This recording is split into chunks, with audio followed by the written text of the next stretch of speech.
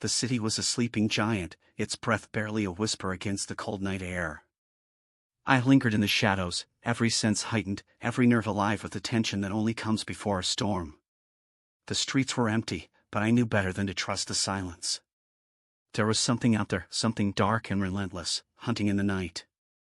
I hadn't planned to get involved. My days of fighting other people's wars were supposed to be over. But the whispers of disappearances, of people vanishing without a trace, had drawn me back in. You don't walk away from a life like mine without leaving a piece of yourself behind, and when I started to hear those whispers, I felt the pull. It started with Evelyn Carter. She was ordinary, in the way that only someone marked by fate can be. A librarian, quiet and unassuming, with a history of illness that had turned her into a ticking time bomb. She was the kind of person who could disappear, and no one would notice, no one, except me. I watched her for days, slipping into the rhythms of her life like a ghost. She followed the same routine, day after day, never deviating from her path. But that was what made her perfect for whatever was coming. And then, one night, it came. A shadow moved across her window, slipping inside with a grace that spoke of long practice. I moved, my instincts taking over, and before I knew it, I was inside her apartment, my weapon drawn. The figure hovered over Evelyn, a strange device in hand, its purpose unmistakable. I didn't hesitate. The shot was clean, the figure collapsing to the floor with a muffled thud. But when I ripped off the mask, I wasn't met with the alien face I had expected. Instead, I found the pale, terrified face of a man who was very much human. The man's breath came in ragged gasps as I tied him to the chair, my mind racing to make sense of what I had just seen. This wasn't an alien invasion, but something far more sinister. The pieces were starting to fall into place, but the picture they formed was something I wasn't ready to face. "We're saving humanity," the man rasped, his eyes wide with fear. "You don't understand, we're the only ones who can." His words were like ice water, shocking in their simplicity. This wasn't about aliens, it was about control. A group of powerful individuals had orchestrated this entire operation, using the guise of an alien invasion to justify their actions. Their goal? To cull the population, removing those they deemed weak to ensure the survival of the strong. It was madness, pure and simple. But as I looked into the man's eyes, I realized that he believed every word he was saying. This was no rogue operation, it was a carefully calculated plan, one that reached far beyond anything I had imagined. "They're everywhere," he whispered, his voice trembling. "Governments, corporations, they're all in on it. And you can't stop them."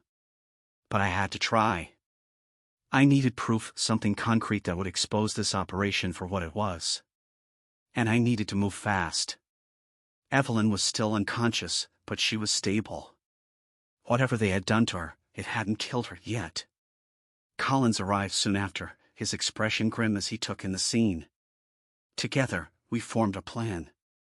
We were going to hit them where it hurt, right at the heart of their operation. The industrial complex loomed before us, a hulking mass of steel and concrete, its windows dark and lifeless. But we both knew better. This was no abandoned building, it was the nerve center of the operation, the place where all the strings were pulled. We moved quickly, slipping through the shadows like phantoms. The complex was a labyrinth, but Collins had a map, and we followed it to the central command room. What we found there was worse than anything I had imagined. Rows of monitors lined the walls, each one displaying a different feed, facilities just like this one, all over the world. And on each screen, I saw the same thing, people, hooked up to machines, their faces pale and lifeless. They were being harvested, drained of whatever made them human. This wasn't just population control, it was something darker, something more twisted. And we had to stop it. I managed to download a portion of the data, but before we could escape, the alarms went off. Armed guards flooded the room, and we fought our way out, bullets ricocheting off the steel walls as we ran. By the time we made it back to the safe house, we were both bleeding, but we had the proof we needed. Now all we had to do was get it out to the world. Collins worked quickly, setting up the broadcast while I kept watch. We knew they would come for us, but we had no other choice. The truth had to come out, no matter the cost. As the data began to stream, I felt a sense of grim satisfaction. We had done it. We had exposed them. But even as the broadcast went live, I knew this wasn't over. The people behind this operation wouldn't go down without a fight. Sure enough, the door burst open, and the first wave of attackers came in.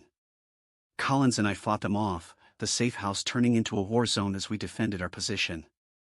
But we were outnumbered, outgunned, and I knew we couldn't hold them off forever. But we didn't have to. The broadcast was out, and there was no stopping it. The world was watching, and they were seeing the truth for the first time. We fought until we couldn't fight anymore, and when the last of the attackers lay still, I knew we had won. But it didn't feel like a victory. Too many lives had been lost, and too much had been sacrificed. But at least now the world knew. And that was something. The fallout was immediate. The people behind the operation had been exposed, their names and faces plastered across every screen in the world. But they weren't going to go quietly. As the world demanded justice, they prepared to strike back, using every resource at their disposal to silence those who had brought them down. But Collins and I were ready. We had been preparing for this moment, gathering allies, fortifying our position. We knew they would come for us, and we were determined to make sure that when they did, they would regret it. The final battle was brutal, a last stand against the forces of darkness. We fought with everything we had, every ounce of strength, every drop of blood. And when it was over, we stood victorious, but at a terrible cost. Evelyn was safe, but she would never be the same. The world was free from the grip of the conspiracy, but the scars would remain for a long time. And as I looked out at the dawn breaking over the city, I knew that while the fight was over, the struggle would continue. But at least now, we had a chance.